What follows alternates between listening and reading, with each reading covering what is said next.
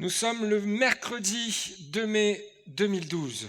17,8 millions de téléspectateurs sont devant leurs écrans et ils ne le savent pas encore, mais ils vont assister à l'un des moments marquants de la vie politique française du XXIe siècle.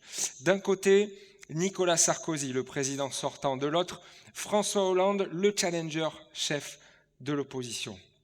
Nous assistons au débat d'entre-deux tours de l'élection à la présidence de la République française. Les échanges sont tendus. Les deux hommes se rendent coup pour coup, tels deux boxeurs sur le ring. À un moment précis, on interroge François Hollande sur sa conception de la présidence et il va alors se lancer dans une tirade, dans une phrase, une formule qui restera à jamais dans les annales. Moi, président de la République. Moi, président de la République, je ne serai pas comme ceci. Moi, président de la République, je ne ferai pas cela. À 15 reprises et de manière répétée, il va utiliser cette expression pour étayer son argumentaire. 15 fois, comme pour asséner des coups à son adversaire. 15 fois, comme pour marquer les esprits de ceux qui sont devant leurs écrans. Cet élément de langage s'appelle une anaphore. L'anaphore est une figure de style littéraire et linguistique qui consiste à répéter plusieurs fois le même mot ou la même pensée dans un même texte ou dans un même discours. L'anaphore permet de renforcer une affirmation, elle laisse transparaître une volonté de convaincre, de marquer les esprits, avec pour but ultime que l'idée partagée par son auteur puisse convaincre celui qui l'entend. Laissez-moi vous dire ce matin que Dieu, dans sa parole, utilise le même procédé, utilise l'anaphore pour nous faire passer des messages. À plusieurs reprises, Dieu répète encore et encore les mêmes choses dans sa parole, comme pour marquer nos esprits, nous convaincre d'écouter ce qu'il a à dire. Et ce matin, si vous voulez bien, je voudrais m'attarder avec vous sur l'une d'entre elles afin de finir cette année et démarrer la prochaine de la manière la plus optimale. L'anaphore que je voudrais que l'on puisse partager ce matin, la pensée que Dieu ne cesse de nous rappeler dans sa parole et que je voudrais que l'on puisse partager ce matin est celle-ci. Ne crains pas. Cette pensée, Dieu nous la répète sans cesse dans la Bible. Faisons une lecture ensemble dans le livre du prophète Ésaïe au chapitre 41 et au verset 10. Voici ce qu'il est écrit. N'aie pas peur, car je suis moi-même avec toi. Ne promène pas des regards inquiets, car je suis ton Dieu. Je te fortifie, je viens à ton secours. Je te soutiens de ma droite triomphante. Amen. Selon les observateurs, les commentateurs bibliques, la pensée que nous venons de lire revient entre 365 fois et 368 fois dans la Bible. Je vous avouerai que je ne suis pas allé vérifier, mais continuellement, l'Éternel nous dit « Ne crains pas, ne crains rien, sois sans crainte, ne t'effraie pas, n'aie pas peur. » C'est un beau cadeau parce que, si vous voulez, vous l'avez à vos côtés une fois par jour. Le Seigneur veut vous dire « Ne crains pas. » Amen. Une fois par jour, tout au long de l'année, 365 jours dans l'année. Ne crains pas, n'aie pas peur, ne t'effraie pas. Il y a deux termes hébreux pour caractériser cette pensée dans la Bible. Vous avez le mot « yaré » et le mot « haratz » qui veulent dire à peu près la même chose et qui laissent transparaître dans la Bible cette signification qui est de craindre, avoir peur, se tenir dans la crainte, être effrayé, terrifié, trembler, redouter. Vous voyez, il y a quand même un large spectre dans le domaine de la peur et de la frayeur. Et ce matin, je voudrais vous demander, d'après vous, à quel type de peur la Bible peut-elle faire référence quand elle nous dit « ne crains pas ». Eh bien, c'est simple. Elle fait référence à toutes les types de peur, de la plus petite à la plus grande. Dans le passage que nous venons de lire, si nous prenons le soin de prendre la traduction du Semeur, par exemple, le passage englobe différents degrés de crainte. Il est écrit « Ne sois pas effrayé, car je suis avec toi. Ne sois pas angoissé, car moi, je suis ton Dieu. » Et il y a un fossé entre la simple frayeur et l'angoisse. Pourtant, la Bible prend soin d'englober les deux comme pour nous montrer que l'une a autant d'importance que l'autre. Par nature, l'humain, vous, moi, on est fait comme ça, on s'inquiète pour tout et pour rien. Et la situation actuelle ne va pas arranger les choses. Évidemment, ça nous amène à la plus grande inquiétude, mais c'est pas ça, c'est pas sur ça que je veux m'appuyer aujourd'hui, mais le virus, la contamination, les gestes barrières, le masque, le vaccin, etc., tout ça, c'est un climat de crainte et de frayeur. Mais au-delà de ça, je le balaye, on fait comme si ce n'était pas là. Les situations particulières de chacune de nos vies nous amènent à nous inquiéter à un degré plus ou moins important. On s'inquiète pour nos proches, on s'inquiète pour nos enfants, pour notre situation professionnelle, notre situation affective. Et la peur de l'inconnu, c'est ce qui est le plus souvent autodestructeur, autodévorant. Est-ce que je vais retrouver du travail ? Est-ce que je vais arriver à boucler la fin du mois ? Est-ce que je vais arriver à rencontrer quelqu'un ? Est-ce que je vais arriver à refaire ma vie après ce divorce qui a complètement ruiné mon existence ? Il y a toutes sortes de motifs légitimes à la crainte. Et lorsqu'on est touché par la maladie, quoi de plus légitime que de nous questionner ? Quoi de plus légitime que de craindre pour la suite ? Mais voilà cette parole que voudrait te rappeler le Seigneur ce matin, mon frère, ma sœur. C'est ce que nous avons lu. Ne crains rien, car je suis avec toi. Ne promène pas des regards inquiets, car je suis ton Dieu. Laisse-moi te dire ce matin que ce n'est pas un simple conseil de la part de Dieu, mais vraiment, c'est une directive, une direction que Dieu veut nous adresser afin que nous puissions être amenés à la meilleure part qu'il a préparée d'avance pour notre vie, une fois que la difficulté aura été surmontée. Parce que, évidemment, en général, on ne craint pas lorsque tout va bien, mais la crainte fait son apparition lorsque la difficulté surgit dans notre vie. Alors pourquoi Dieu nous exhorte à ne pas craindre ? Il y a diverses raisons, et la première, évidemment, elle est plus pratique qu'autre chose. Je ne sais pas si vous vous rappelez, nos anciens, nos grands-parents, à chaque fois qu'on s'inquiétait, l'expression qui revenait toujours, c'était « ne te fais pas de mauvais sang ». C'est typique de nos vieux, excusez-moi l'expression, et c'est typique peut-être de la région provençale, mais ils avaient déjà compris que la crainte, elle apportait rien de bon, que ce soit sur le plan psychologique, physiologique, moral. Évidemment, c'est pas parce qu'un jour je vais me taper un coup d'angoisse que d'un coup je vais tomber malade, mais ce que je veux vous dire, c'est que dans les cas les plus extrêmes, pour les hypocondriaques de la vie, ceux qui craignent tout et n'importe quoi, pour ceux qui vivent continuellement dans la peur, l'angoisse, l'anxiété, le stress, ça peut amener à des pathologies sérieuses. En effet, bien souvent, ça se traduit par de l'hypertension, on a des répercussions sur le cœur, on a des troubles du sommeil, on a des maladies de la peau comme l'eczéma ou des choses comme ça. Et sur le plan moral et mental, c'est la même chose. Quand on en vient à craindre face à une difficulté, on est omnubilé justement par la difficulté qui est face à nous. Ça occupe nos pensées continuellement, ça nous empêche de faire autre chose. Ça nous empêche d'accomplir des tâches banales dans notre travail ou à la maison. Pire même, l'angoisse peut parfois devenir paralysante. Je ne sais pas si vous vous rappelez, mais lorsqu'on est sorti du premier confinement, on a vu apparaître un syndrome avec des gens qui étaient incapables de reprendre le cours de leur vie parce que la peur du virus était trop grande. Et ils restaient chez eux, paralysés par la peur. Et des épisodes comme celui-là, ça peut toucher n'importe qui. Personne n'est au-dessus du lot et mon frère, ma sœur, ça peut te toucher à un moment ou à un autre. Mais rassure-toi, ce n'est pas un signe de faiblesse spirituelle. Je prends une petite parenthèse aussi pour les autres. Prenons garde à ne pas juger trop vite le frère ou la sœur qui passe par un temps de crainte et d'angoisse. Je referme ma parenthèse.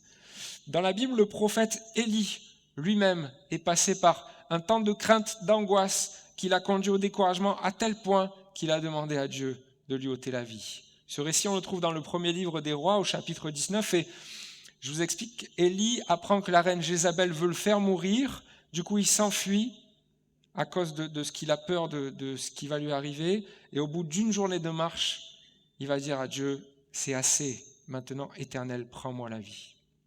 Pourtant, si on lit la vie d'Élie, on voit que ce n'est pas la première fois qu'il vit cette situation, ce n'est pas la plus grande des difficultés qu'il a rencontrées dans sa vie. On a déjà cherché à le tuer, on a déjà cherché à porter atteinte à sa vie, il s'est déjà enfui pour les mêmes raisons, mais à ce moment précis, Élie est saisi par la crainte, et la crainte le pousse à avoir des paroles déraisonnées. On parle quand même d'Élie, un grand prophète, un envoyé de Dieu, quelqu'un qui accomplit des miracles extraordinaires. Alors ce matin, si toi aussi tu passes par un temps semblable, n'en sois pas abattu plus que de raison, ne te blâme pas pour cela, ne laisse pas les autres te blâmer pour cela, mais au contraire, écoute ce que Dieu te dit aujourd'hui, ce que Dieu te répète sans cesse dans sa parole, comme pour marquer ton esprit. Face à la situation que tu vis, ne crains pas.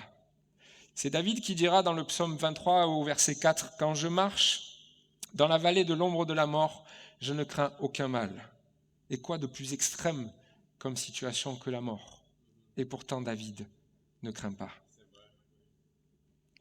Ça, ce sont des raisons plutôt humaines, plutôt évidentes pour lesquelles Dieu nous dit de ne pas craindre, mais si nous nous attardons sur le verset que nous avons lu en préambule, nous allons trouver des raisons spirituelles au fait que Dieu puisse nous dire de ne pas craindre.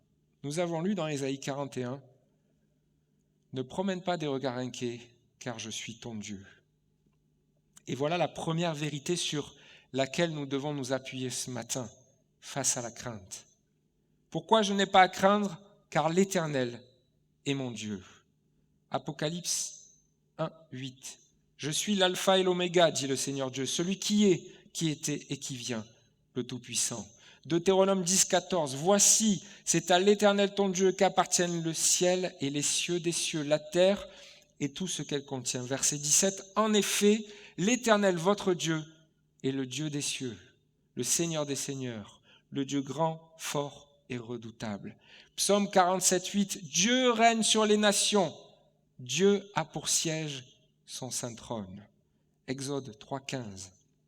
Dieu dit encore à Moïse, tu parleras ainsi aux enfants d'Israël, l'Éternel, le Dieu de votre père, le Dieu d'Abraham, le Dieu d'Isaac et le Dieu de Jacob m'envoie vers vous. Amen. Ne promène pas des regards inquiets, car je suis ton Dieu. N'en déplaise à certains, la Bible le déclare, et nous, en tant que chrétiens, nous le déclarons ce matin. Le Dieu qui est avec nous, le Dieu qui nous dit ce matin, je suis ton Dieu, est le Dieu d'Israël. Le Dieu qui s'est révélé à Abraham, à Isaac et à Jacob. Le Dieu qui a créé toutes choses, le Dieu qui est de toute éternité. Voilà celui qui est mon Dieu. Il n'y en a pas d'autre, frères et sœurs. Exode 22, je suis l'Éternel ton Dieu qui t'a fait sortir d'Égypte. Tu n'auras pas d'autre Dieu que moi. Et voilà dans cette vérité que nous trouvons, il y a déjà la première justification à ne pas craindre. Il est notre Dieu, l'Éternel est notre Dieu. Notre Dieu n'est pas limité. Notre Dieu est celui qui est à l'origine de toutes choses. Notre Dieu est celui qui nous connaît parfaitement. Notre Dieu n'a pas d'égal. Nous n'avons pas à craindre, car nous pouvons nous appuyer sur la grandeur de notre Dieu. La deuxième justification à ne pas craindre que nous avons vue tout à l'heure dans Ésaïe 41 est celle-ci. Ne crains pas, car je suis avec toi.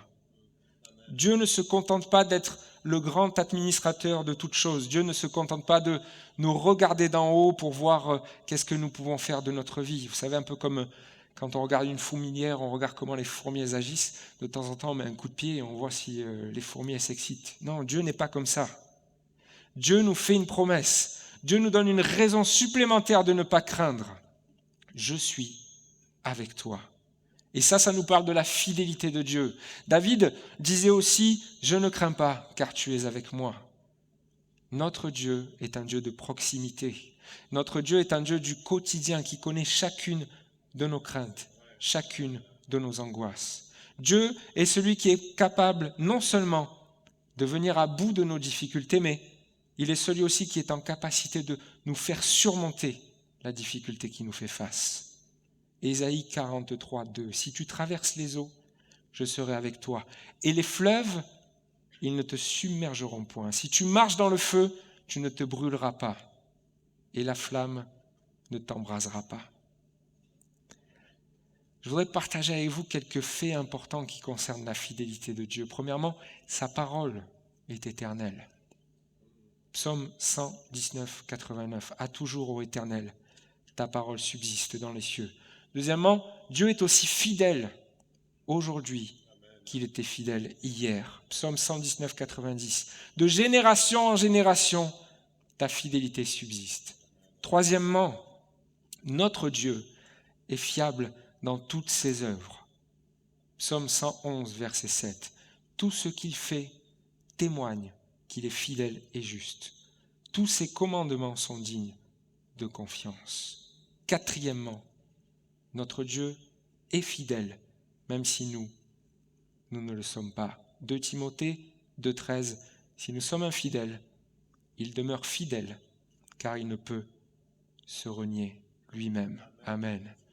Je voudrais maintenant, si vous voulez bien, que nous puissions nous attarder sur les conséquences directes à ces 2 justifications que nous venons de voir. Je suis ton Dieu, je suis avec toi. La première conséquence à ces 2 paroles que nous adresse Dieu est celle-ci. Je te fortifie, ne crains pas, car je suis avec toi, je te fortifie. Dieu, dans sa fidélité, Dieu est avec nous. Et dans son grand amour, dans sa bienveillance, Dieu nous fortifie, Dieu nous soutient, Dieu nous donne de surmonter la difficulté. Et Dieu permet que nos craintes disparaissent. Vous savez, tout à l'heure je vous parlais d'Élie qui avait souhaité la mort car la crainte l'avait submergé, mais la Bible nous dit aussi que Dieu l'a restauré, Dieu l'a rétabli, Dieu lui a fait surmonter sa crainte et par l'œuvre de Dieu, Élie a pu repartir. Par 2 fois, Dieu a envoyé un ange auprès d'Élie afin de le fortifier, afin de lui redonner des forces. Et c'est ce que Dieu veut faire avec toi ce matin. La deuxième conséquence aux paroles de Dieu est celle-ci. Je te soutiens de ma droite triomphante. Et je voudrais prendre quelques instants, si vous voulez bien, pour ceux qui viennent peut-être pour les premières fois, pour ceux qui nous regardent derrière leurs écrans et qui ne connaissent pas encore la bonne nouvelle de l'Évangile. Lorsque Dieu, dans ce passage, nous dit « Je te soutiens de ma droite triomphante », il nous parle d'une seule personne, c'est Jésus-Christ. Psaume 118, verset 16. La droite de Dieu est élevée, la droite de Dieu, de l'Éternel, manifeste sa puissance. Colossiens 3, 1. Christ est assis à la droite de Dieu. Actes des Apôtres, chapitre 7, verset 57. Mais quand Étienne, rempli du Saint-Esprit, et fixant les regards vers le ciel, vit la gloire de Dieu et Jésus debout à la droite de Dieu. Lorsque Dieu nous fait la promesse de nous soutenir de sa droite triomphante, il nous fait la promesse de Jésus dans nos vies. Il nous fait la promesse du don de Jésus pour chacun d'entre nous. Il nous fait la promesse du sacrifice de Jésus afin que chacun puisse être sauvé. Je te soutiens de ma droite triomphante. C'est Jésus qui est notre soutien face à la crainte et à la difficulté. Je te soutiens de ma droite triomphante. C'est Jésus qui a déjà remporté le combat contre l'ennemi de nos âmes à la croix. Toutes nos peurs, toutes nos craintes n'ont plus lieu d'être, n'ont plus lieu de tenir, car Jésus les a déjà supportées à la croix. Et vous savez, dans les évangiles, à un moment donné, les apôtres sont dans une barque et la tempête se lève. Et ils vont se tourner vers Jésus et parce qu'ils ont peur, ils sont en crainte de ce qu'ils vont mourir. Ils se tournent vers Jésus, ils vont lui dire « Mais pourquoi ne t'inquiètes-tu pas de ce qu'on va mourir ?» Alors Jésus calme la tempête et va dire à ses apôtres « Mais pourquoi avez-vous ainsi peur ?» Et Jésus aujourd'hui veut calmer la tempête qui souffle dans ta vie. Et ce matin, il veut te poser la même question qu'il a posée aux apôtres. Pourquoi as-tu ainsi peur? Laisse Dieu agir ce matin. Je voudrais finir ce message par une histoire vraie que je voudrais partager avec vous. Peut-être que les musiciens vont revenir, on va chanter simplement, on va reprendre le refrain de ce dernier chant où il est dit « Vois ce que Dieu a pu faire, a pu accomplir ». Je voudrais vous raconter une histoire vraie, l'histoire d'un serviteur de Dieu qui a été frappé par la maladie du jour au lendemain. Je ne vous parle pas d'une simple grippe ou d'un nez qui coule ou d'un mal de tête, non. Je vous parle d'une maladie si importante que le serviteur de Dieu est tombé paralysé du jour au lendemain. Un soir, il se couche, tout va bien. Le lendemain, il se réveille et il se retrouve à ramper sur le sol, car son corps ne répond plus. Alors, il est transporté à l'hôpital et le verdict tombe. Monsieur, vous avez un syndrome rare, le syndrome de Guillain-Barré. Alors, on n'est pas dans un épisode de Dr House. Il n'y a pas un docteur qui a traversé la porte avec une canne et qui est arrivé à le guérir en un épisode. Non. Ça a été dur. Et à un moment donné, le serviteur de Dieu se retrouve seul dans sa chambre, allongé sur le lit, avec seulement la tête qui peut bouger. Et là, l'angoisse le saisit. Et quoi de plus légitime? Bien loin de moi l'idée de juger ce moment-là, mais les questions l'assaillent. Qu'est-ce que je vais devenir? Est-ce que je vais être un poids pour ma femme, pour mes enfants? À quoi bon vivre dans cet état? Et la même angoisse qu'a pu saisir Élie, cette même angoisse saisit ce serviteur de Dieu. Et vous savez, quand l'angoisse est tellement forte, parfois on en vient à déraisonner. Et voilà l'idée qui lui traverse l'esprit, voilà la décision qu'il a prise. Je vais me jeter par la fenêtre. Il est tellement aveuglé par la crainte que il n'en vient même pas à réaliser qu'il n'est pas en capacité de le faire parce qu'il ne peut pas bouger. Mais sa décision est prise. Et puis, il est là, les yeux fixés sur cette fenêtre qui sera sa destination finale.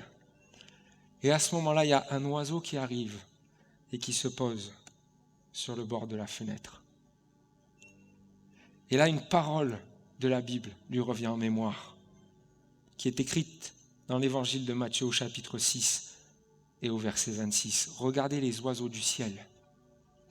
Ils ne sèment pas et ne moissonnent pas, ils n'amassent rien dans des greniers et votre Père céleste les nourrit. Ne valez-vous pas beaucoup plus qu'eux? Et lorsque cette parole revient sur son cœur, la crainte disparaît. Parce qu'il s'est souvenu que Dieu était son Dieu. Il s'est souvenu que Dieu était avec lui dans la chambre de l'hôpital.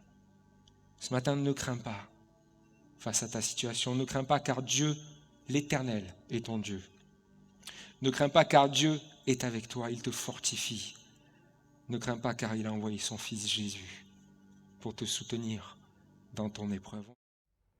Merci de nous avoir suivis sur notre chaîne YouTube. Vous avez aimé cette vidéo? Alors je vous invite à mettre un pouce bleu ainsi qu'à vous abonner. La vision de notre Église, c'est le salut en Jésus, car lui seul sauve.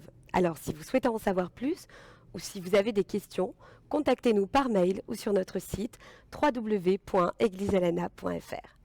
Pour assurer sa mission, l'Église fonctionne par la générosité de ses membres.